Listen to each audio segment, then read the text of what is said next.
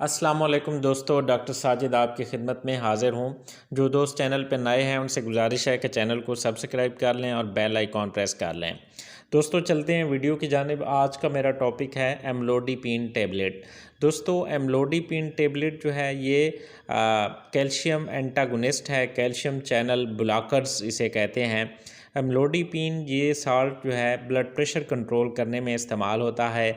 आम तौर पे जो हाइपरटेंशन के केसेस हैं, इसी तरह जो हार्ट पेशेंट्स हैं, इस्कीमिक हार्ट डिज़ीज़ हो, जिनको मायोकार्डियल इस्कीमिया हो, तो वहाँ पे भी ये इस्तेमाल होता है। ये 2.5 mg और 10 mg की स्ट्रेंथ में ये अवेलेबल है मार्केट में। आम तौर पे इसकी जो डोज़ है वो ओडी डोज़ है। सिंगल टेबलेट जो है इसकी 5 mg, 2.5 या 10 mg वाली एक रोज़ाना लेनी पड़ती है। इसके कुछ साइड इफ़ेक्ट्स हो सकते हैं, dizziness, headache, oedema, fatigue, nausea और फ्लशिंग काज कर सकती है।